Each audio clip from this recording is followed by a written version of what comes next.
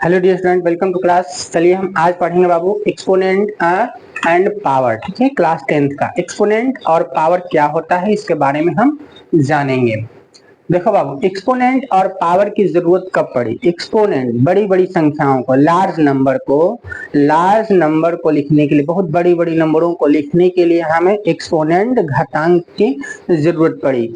जैसे कि मान लो कि लार्ज नंबर अगर हमें लिखना है, अगर हमें 1 लाख लिखना है, ठीक है, 1 2 3 4 5 5 जीरो होता है इस पे, तो इसको लिखने के लिए शॉर्ट फॉर्म अपनाया जाता है। शॉर्ट फॉर्म क्या अपनाया जाता है? 10 के पावर 1 2 3 4 5। कितना लिखते हैं? 5। तो लार्ज नंबर को लिखने के लिए हमें एक्सपोनेंट घातांक की जरूरत पड़ी। इसको हम घातांक और घात बोलते हैं। एक्सपोनेंट मतलब घातांक और पावर मीन्स घात। ठीक है, तो दोनों एक ही चीज है। आइए हम समझते हैं। ठीक है, जो पावर होता है एक्सपोनेंट होता है। ठीक है, एक्सपोनेंट जो एक्सपोनेंट होता है, एक्सपोनेंट ये जो होता है पॉजिटिव भी होता है, पॉजिटिव भी होगा और निगेटिव भी होता है, निगेटिव भी होता है। समझ में आया? पॉजिटिव कब होगा और निगेटिव कब होगा ये समझते हैं हम। देखो, पॉजिटिव निगेटिव कब होता है? जब भी पावर का मान, ठीक है, पावर का मान जो होता है एक्सपोनेंट, जिसको पावर बोलिए या इसको एक्सपोनेंट घातांक का मान एक से छोटा होता है। ठीक है, जब पावर या एक्सपोनेंट का मान एक से क्या होता है? छोटा होता है, तो जो घातांक होता है वो क्या होगा? निगेटिव होता है। पावर निगेटिव हो जाएगा, पावर निगेटिव होता है। ठीक है, मान लो कि 10 हमने लिखा 10, ठीक है, 10 के पावर 1, तो क्या होता है? 10।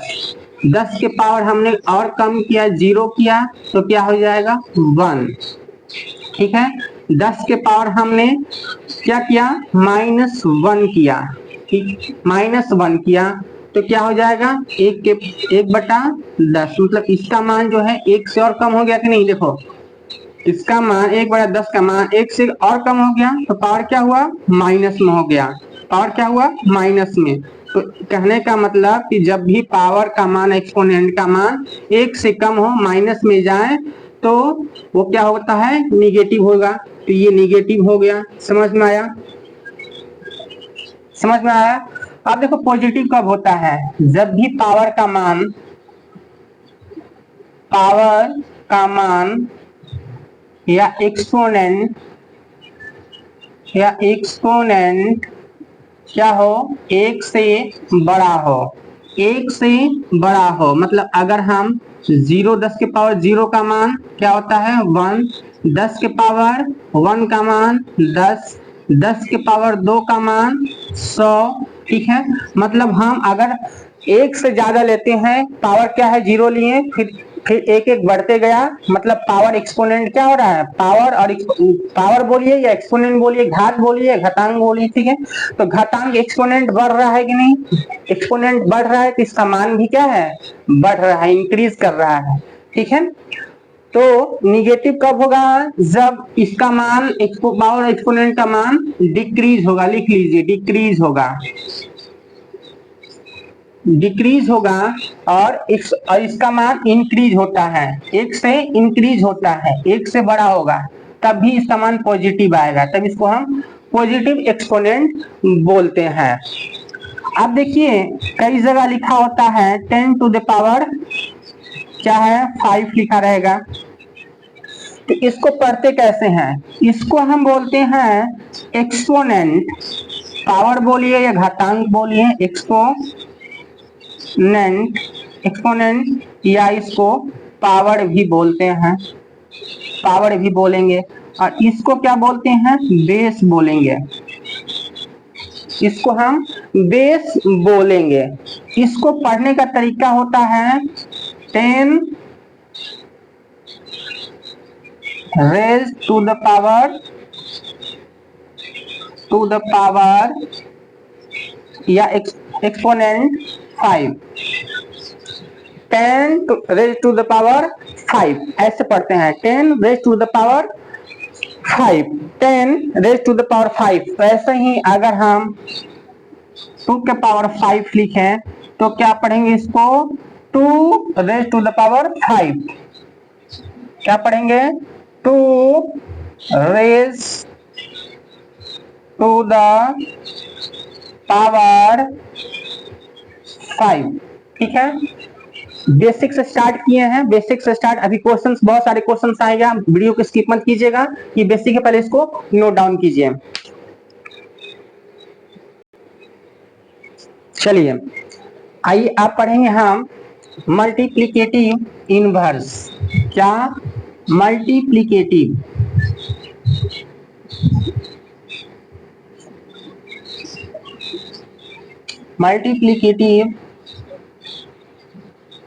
इनवर्स क्या होता है समझते हैं हम। ठीक है, इसको बोलते हैं गुणात्मक प्रतिलोम। गुणात्मक प्रतिलोम, हिंदी में गुणात्मक प्रतिलोम। समझ में आया? जैसे इस a के पावर हम -m लिखते हैं तो a के पावर 1/a के पावर m को हम गुणात्मक प्रतिलोम, a के पावर -m का गुणात्मक प्रतिलोम 1/a के पावर m होगा। समझ में आया? समझ में आया? ये फॉर्मूला है, इसको याद करना है। इसी बेस पे क्वेश्चंस हम कुछ बना लेते हैं। क्वेश्चंस क्या है? 2 के पावर -4। ठीक है, दूसरा क्या है? 10 टू द पावर 5। और तीसरा क्या है?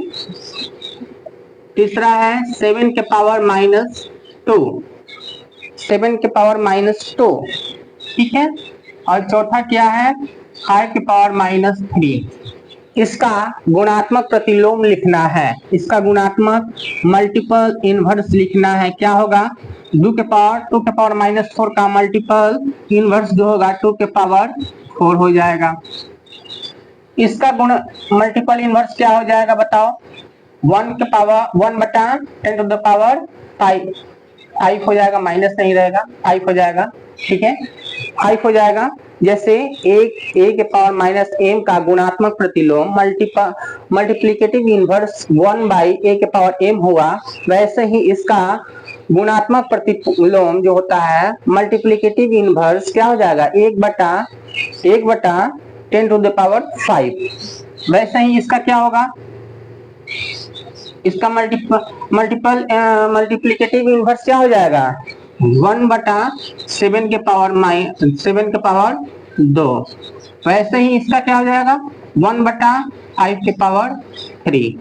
ये गुणात्मक प्रतिलोम हुआ। ठीक है, अब आता है expanded form. How to write, लिखिएगा, how to write expanded from any number,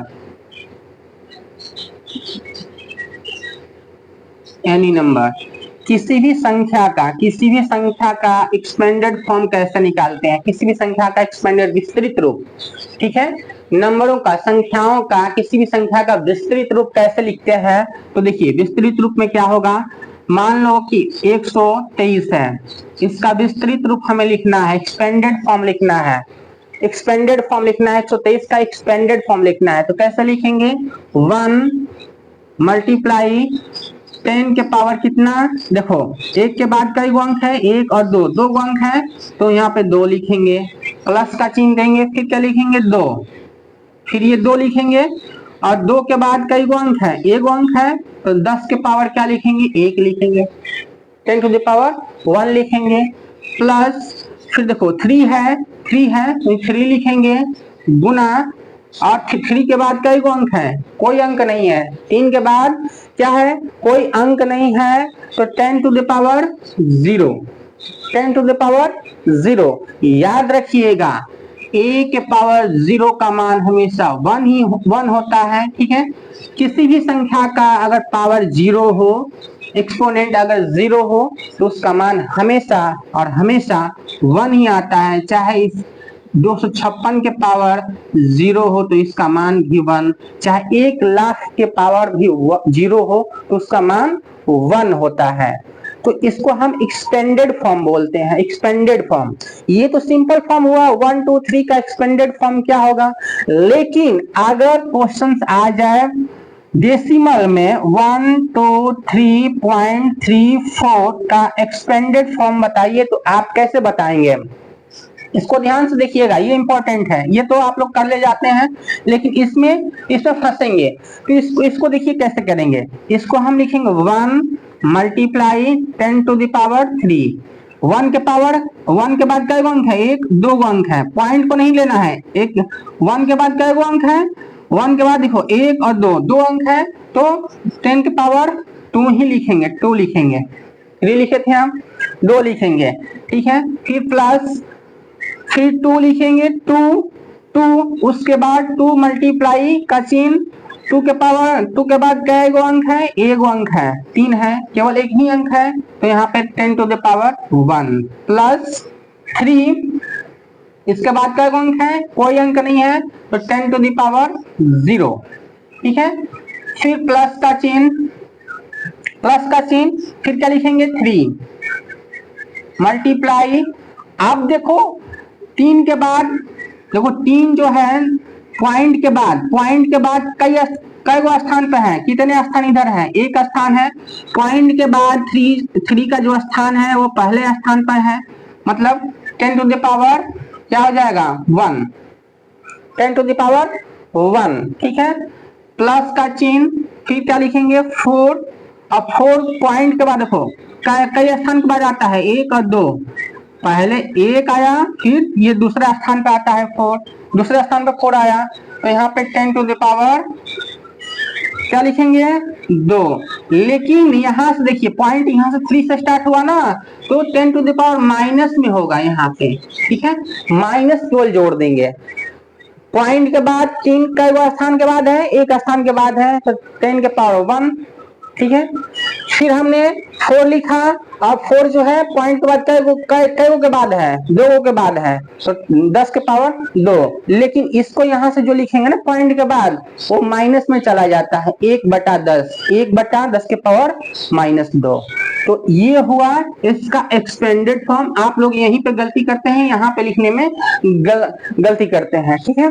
तो पॉइंट वाले को हम ऐसे लिखते हैं, ध्यान रखिएगा, ठीक है। एक क्वेश्चन है, बुक का ही क्वेश्चन है, क्या है 2 3 4 पॉइंट कितना 2 नहीं, ये है 10 to 4.63। इसका एक्सपेंडेड फॉर्म बताना है, तो कैसे बताएंगे हम, 1 गुना 10 to the power 1 2 3 3 plus 0 10 to the power कितना हो जाएगा 1 2 10 के पावर 2, फिर प्लस 2 10 टू द पावर क्या हो जाएगा, 2 के बाद एक अंक है 1। समझ में आ रहा है।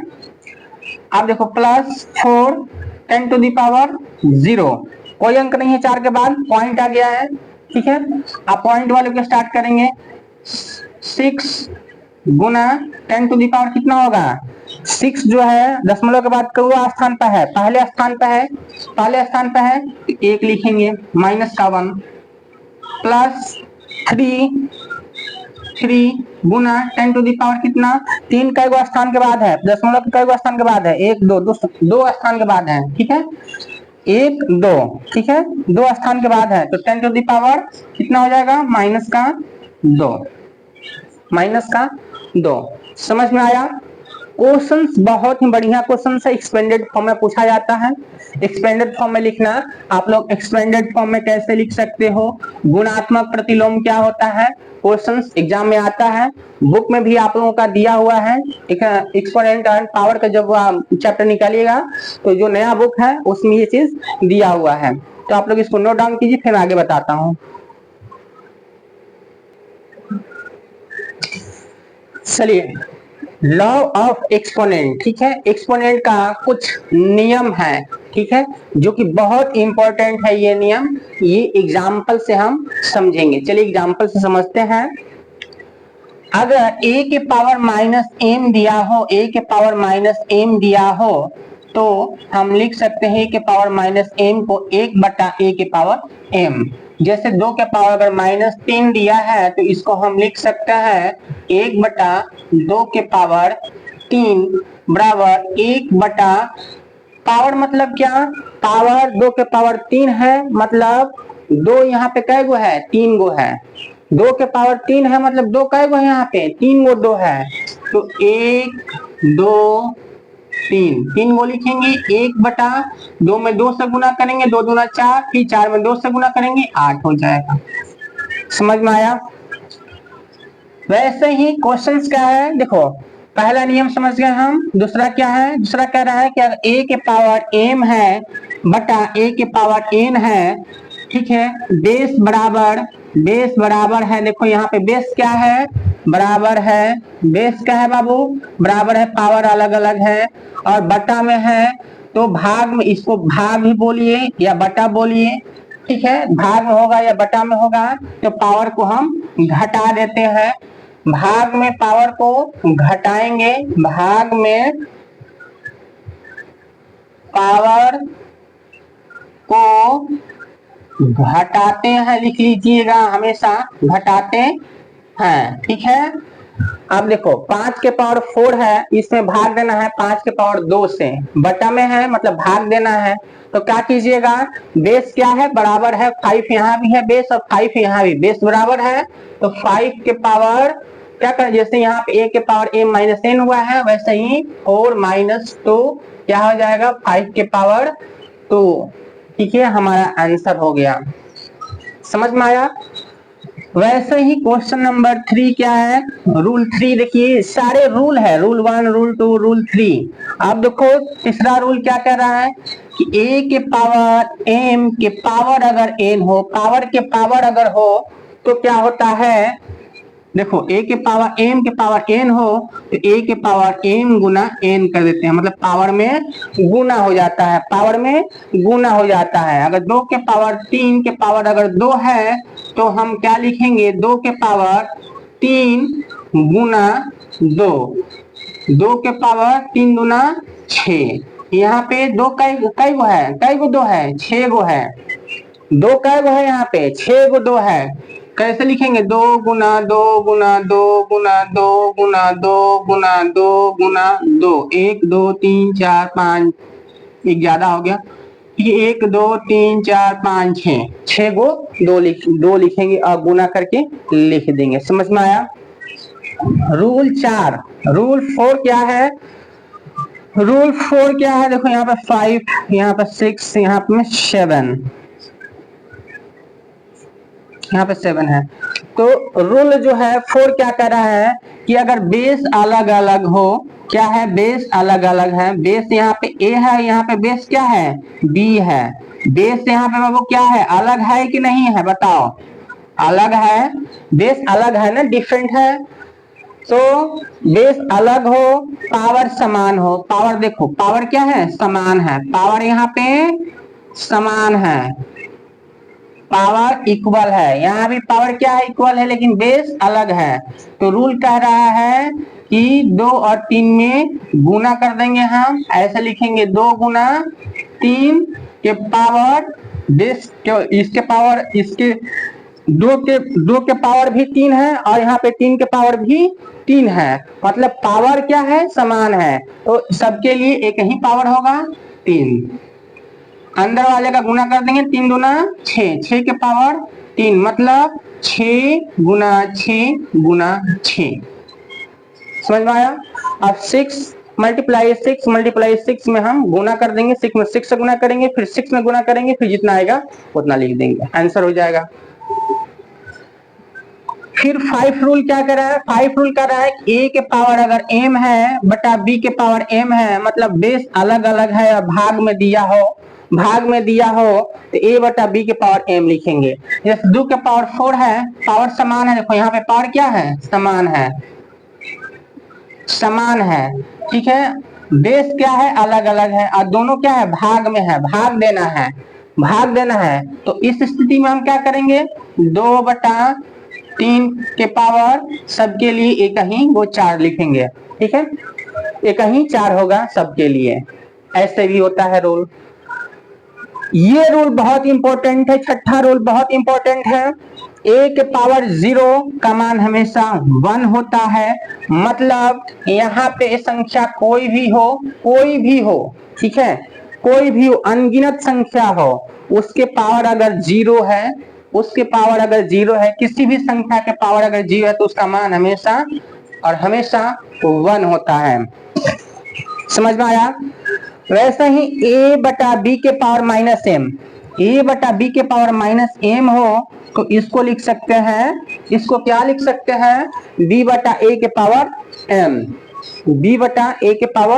m लिख सकते हैं। 3/4 के पावर -10 है तो इसको हम लिख सकते हैं 4/3 के पावर 10, माइनस हट जाएगा।